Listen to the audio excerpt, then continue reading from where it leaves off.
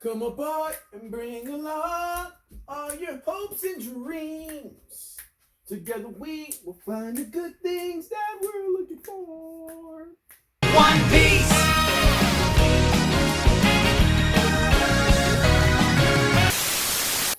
What's up? It's your boy.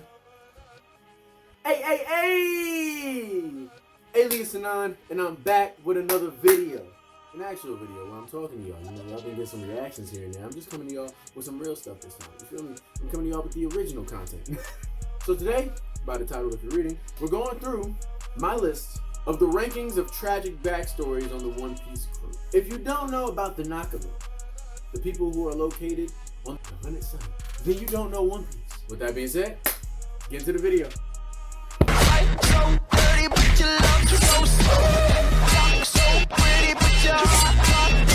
First up, with the least sorrowful backstory.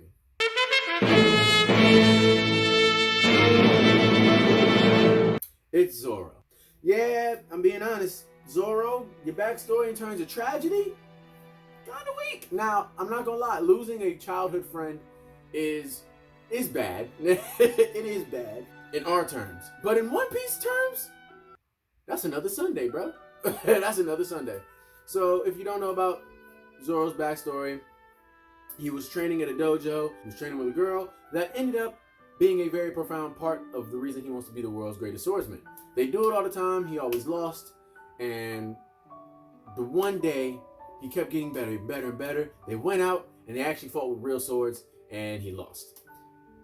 And from that day, he proclaimed that one of them would be the world's greatest swordsman because she was, you know, One Piece be touching on real stuff. And in this case, it was talking about how women were looked down upon, specifically in the strength aspect. And Zorro was like, "Nuh-uh, you just folded me like a lawn chair on multiple occasions. You gonna either be the greatest or it's gonna be me. If not, hey, nobody else." And so they committed on that, and then afterwards, she fell down some stairs and died. Okay, that's not funny, but like to think somebody died in anime from just falling down the stairs, that shouldn't happen, if I'm being quite honest. So in ranking of tragedy, sad Zorro, but not enough to compete with the rest of your crew. Next up is Luffy. Yeah, y'all gonna hate me for this one. To me, Luffy's backstory, while it can be sad, it is overshadowed by his mental toughness. So Luffy's backstory, obviously, we know what we know, which is when he goes to Dadan's, and when he stays with Dadan and he meets Ace and Sabo, they become brothers, and they're talking about starting a pirate group together. And the only real tragedy in his childhood was Sabo. Now, we saw a very sad Luffy come from that. I mean, peak crying Luffy. But Luffy cries a lot. Luffy's an emotional guy.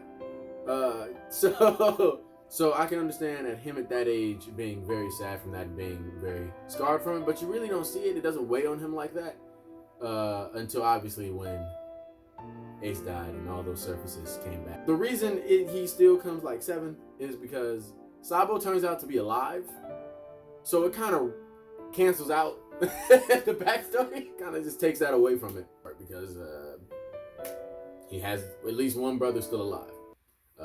Now whether that brother stays alive, that is a toss up. Because if y'all are keeping up with the manga right now, you know where he is right now. Next up on the list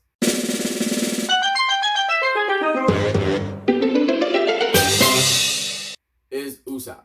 Usopp's backstory is him obviously being a liar. Usopp, then after being on the island, after talking about pirates, the pirates are coming, basically being the Paul Revere of the One Piece world, lost his mom, and that hit him hard, caused him to have to lie just to continue to make himself feel better because he was hurting on the inside.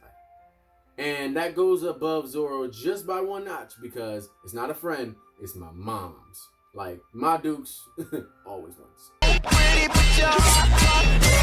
Next up on the list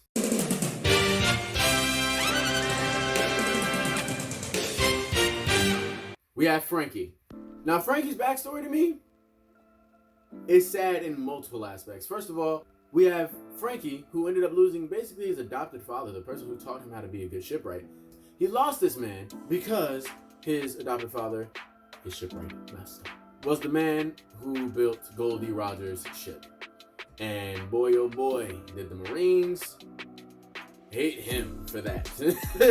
On the Marine side, you're like, this man, it's like giving the guy shoes. You gave Goldie Roger his shoes. It's your fault that he's allowed to walk anywhere.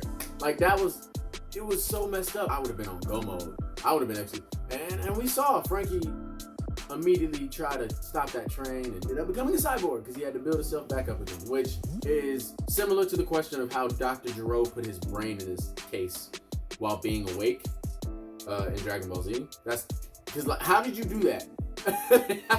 how did you do that? But that just shows how great of a technical shipwright and mechanic and whatever you want to call him now, bro. He's just fire. He's fire. He's Frankie. Next up on the list.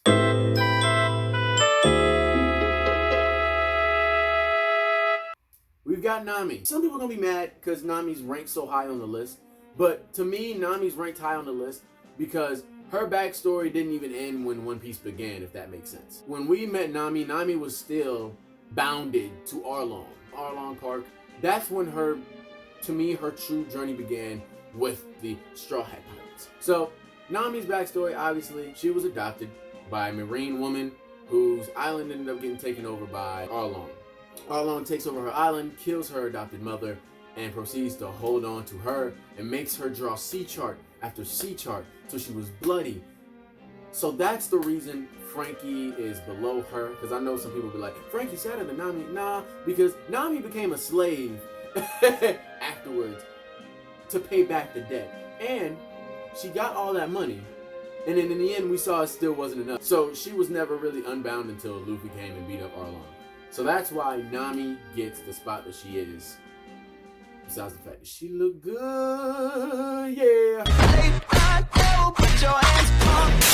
Now the next up on the list was a very hard decision because these two characters' backstories are so similar. If it wasn't for the fact that one distinct plot part happens, they would be reversed. And with that being said, the next up on the list is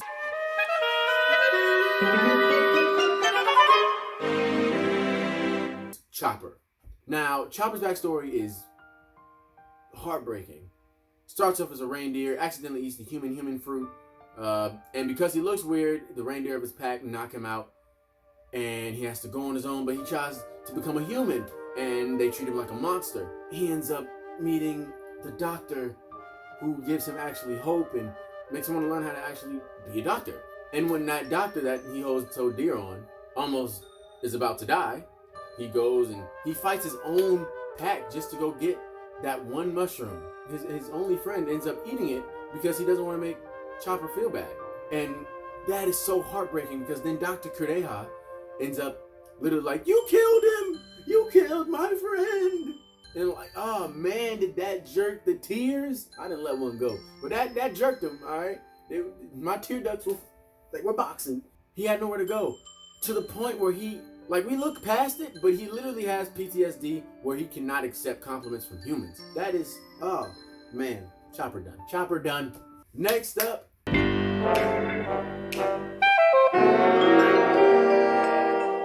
is Sanji. Sanji and Chopper were almost the same to me because they both got kicked out of their original family.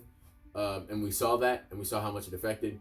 But the big plot point that shifts the tragedy meter is the fact that Sanji ended up seeing his family again. And not only that, he saw them and they tried to extort him and use him for their own political gain, and makes that story much more tragic. Because we realized then, just almost like Nami, he couldn't get his real foot off in the crew because his family name was holding him back.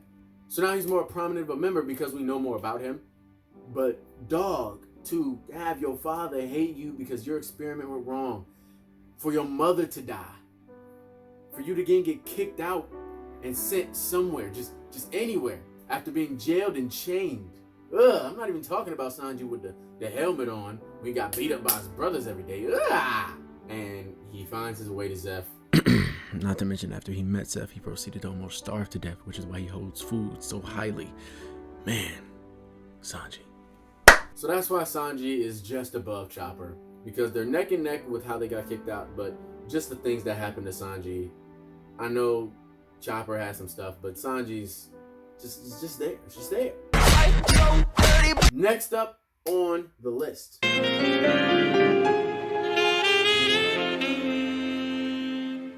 It's Nico Robin. That backstory is sad. That backstory is sad. So your family, she got Sasuke. She's with her family. They're a group of people that the Marines are scared of because they have the true history. And their goal was to unlock the void gears of the One Piece time. Because the Marines know about that, they literally call a buster call on her island and burn it all to the ground. She loses her mother, her father, her whole people. Then she loses one of her friends that kind of was a giant. And we know who came and killed him himself. Aokiji came and killed him right in front of his face. And that was like Itachi. And he lets her go.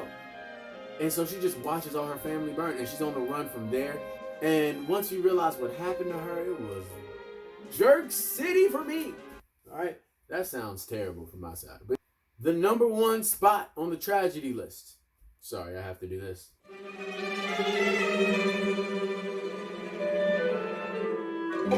Yo. Brook himself. Brook has the saddest backstory of all the One Piece pirates. To me, Brook has the saddest backstory in all of One Piece. I haven't met a sadder character. Law's up there in terms of all One Piece characters with how he had to crawl under dead bodies, but Brook literally lost all his crew. And after losing all his crew, came back to life because of his fruit that he thought was useless turned out to be pretty dang useful. And he just was lonely for years. And then, in the path of being lonely for those times and years, he got his shadow taken, which means he can no longer see the sunlight either. So he was just stuck in that area. He is what makes that one arc beautiful. His story is what makes that arc good. Because if not, that would be one of the low points of One Piece. That arc. But it's Brook that saves that arc. His character and his backstory, how sad it was, how tragic it was, how he was so lonely for so long. Man, he was lonely.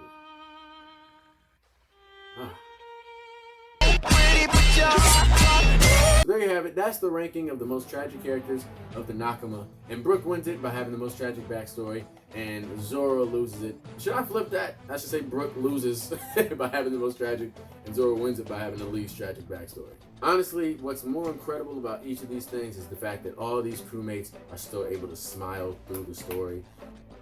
Even Brook. Brook does nothing but crack jokes and make music. All he does is provide joy on the ship.